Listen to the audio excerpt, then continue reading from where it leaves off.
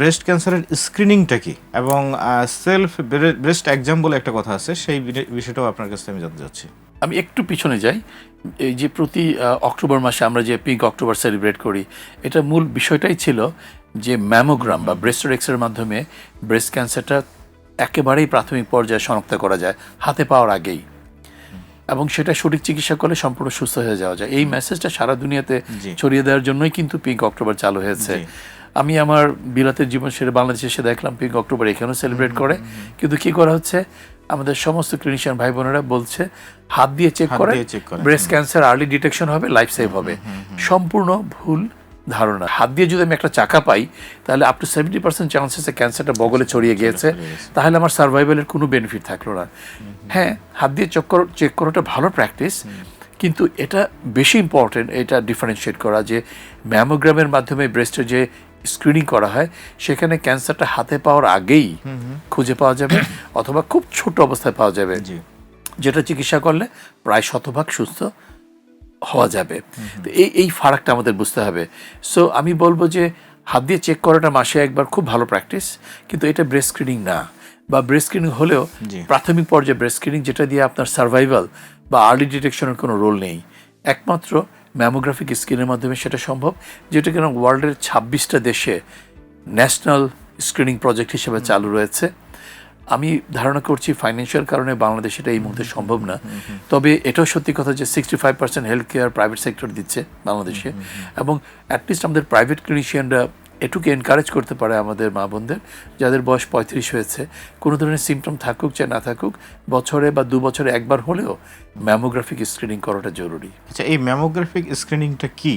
এটা এক ধরনের একটা এক্সরে মেশিনের মধ্যে ব্রেস্টটাকে একটা প্লেটের মধ্যে এইভাবে চাপ দিয়ে ধরে দুইটা ভিউ নেওয়া হয়, উপর থেকে নিচে আর সাইড ওয়েতে। এই দুটো চেস্ট এক্সরে যেরকম ধরনের কাশি হলে চেস্ট এক্সরে করেন, এটার এক ধরনের ফিল্ম যেটা ব্রেস্টের এক্সরে, এটা শুধু ব্রেস্টের এক্সরে।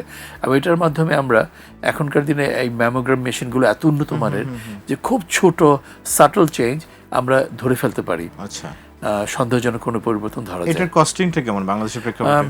800 টাকা থেকে 4-5 হাজার টাকা, ডিপেন্ড করছে কোন হসপিটাল আপনি এটা করছেন। 3D ম্যামোগ্রাফিটা একটু বেশি এক্সপেন্সিভ, কিন্তু নর্মাল ম্যামোগ্রাম কিন্তু অ্যাভারেজ 1000 টাকার মধ্যে বা 1500 টাকার মধ্যে সব জায়গায় পাওয়া যাচ্ছে। এবং আমাদের একটা জামা কিনতে 5-10-20 হাজার টাকা চলে যাচ্ছে। কিন্তু ওই ম্যামোগ্রামের কথা বললে দুটো ভয় দেখানো হয়। একটা জুজুর ভয় দেখানো হয় যে রেডিয়েশন ইনজুরি, বাট অ্যাকচুয়ালি একটা চেস্ট এক্সরে করতে যে রেডিয়েশন আপনার শরীরে ঢুকছে সামান্য কাশির জন্য, একটা 10টা ম্যামোগ্রাম করলে সেই ইকুয়াল রেডিয়েশনটা ঢুকছে। তাহলে ব্যাপারটা কি দাঁড়ালো, এটা কতটা সেফ? সুতরাং রেডিয়েশনের যে জুজুর ভয় দেখানোটা আমাদের বন্ধ করতে হবে, 1 নাম্বার। আর 2 নাম্বার হচ্ছে যে সচেতনতা, যে ব্রেস্ট টিউমার প্রবলেম হলে আমাদের বেশিরভাগ ডক্টররা কি করছে, একটা আল্ট্রাসাউন্ড ধরাই দিচ্ছে। এটা থেকে বের হয়ে আসতে হবে। 35 বছরের হলে ব্রেস্টের কোনো সিমটম নিয়ে গেলে প্রথম পরীক্ষা ম্যামোগ্রাম, দ্বিতীয় পরীক্ষা আল্ট্রাসাউন্ড, এবং তারপরে যদি এটার রোগ নির্ণয় করতে হয় অবশ্যই ফাইন নিডল অ্যাসপিরেশন না, এফএনএসি না, সেটা অবশ্যই কোর বায়োপসি হতে হবে। কারণ আমি ডেইলি বেসিসে রুগী পাচ্ছি যে চিকন সুই দিয়ে, যেটাকে FNAC.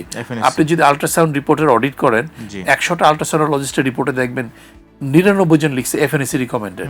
That's not there job. তুমি যদি রিকমেন্ড করেই থাকো, সেটা সঠিক রিকমেন্ডেশন, কোর বায়োপসি করা উচিত ছিল।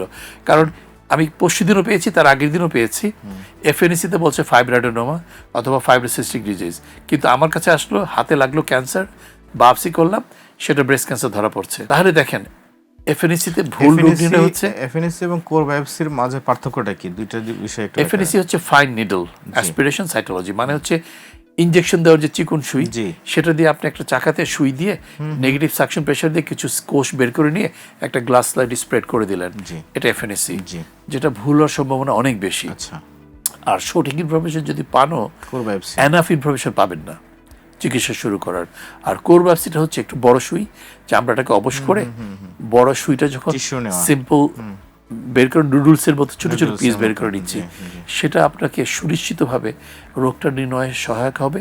এবং এই রোগ নির্ণয়ের সাথে বিভিন্ন ক্যারেক্টার জানা, যেরকম ইমিউনিস্ট্রি, কেমিস্ট্রি, সেটা কিন্তু একমাত্র কোর বায়োপসির মাধ্যমে জানা সম্ভব, স্পেসিফিক রেজাল্টটা পাওয়ার জন্য। আচ্ছা, আপনার আলোচনা যেটা বোঝা গেল, যেটা হচ্ছে 35 এইজ, অর্থাৎ 35 বছর বয়সী যে কোনো নারীর ক্ষেত্রেই বছরে একবার বলছেন না, একবার ম্যামোগ্রাফিটা আপনারা সাজেস্ট করতেছেন, যেটা কারো সমস্যা হোক আর না হোক তার একবার করে ম্যামোগ্রাফিটা করতে হবে। জি। তো এর পাশাপাশি আরেকটা জিনিস জানি যে সেলফ ব্রেস্ট এক্সাম, এটা নিয়ে বেশ আলোচনা ছিল মাঝখানে, কিন্তু এখন আবার বিশেষজ্ঞরা বলছেন যে না, এটা কোনো একজন এক্সপার্টের কাছে গিয়ে সেটা করা ভালো। এই বিষয়টা যদি একটু ব্যাখ্যা দিতেন। সেলফ ব্রেস্ট এক্সামিনেশন যে কোনো মেয়ে গোসল করার সময় আমরা যেরকম আমাদের গালটাকে ফিল করছি, আমি আমার চেস্টটাকে কেন ফিল করব না? জি। জাস্ট হাতের এই অংশটা দিয়ে আমি যদি আমার চেস্টটাকে মাসে একবার ফিল করি, যখন ব্রেস্টটা ব্যথা করছে না ওই সময়টা বের করতে হবে মাসিকের। এবং যদি কোনো চাকা বা হাতে কিছু লাগছে বা আকৃতিগত কোনো পরিবর্তন, তখন অবশ্যই একজন ডক্টরের শরণাপন্ন হওয়া উচিত। এই তো গেল সেলফ এক্সামিনেশন, যেটা মাসে একবার করা উচিত। কিন্তু ক্লিনিক্যাল ব্রেস্ট এক্সামিনেশন ওটা একটা ব্রেস্ট, একজন doctor qualified physician should examine the patient, তারা একটু ভালো মতো চেক করতে পারবে। তবে এটা অবশ্যই মনে রাখতে হবে, এই সেলফ ব্রেস্ট এক্সামিনেশন বলেন আর ক্লিনিক্যাল ব্রেস্ট এক্সামিনেশন বলেন, কোনোভাবেই ম্যামোগ্রাফিক স্ক্রিনিং এর সাথে কম্পারেবল না, বিকল্প না। আচ্ছা, এটা আমাদের মনে রাখতে হবে।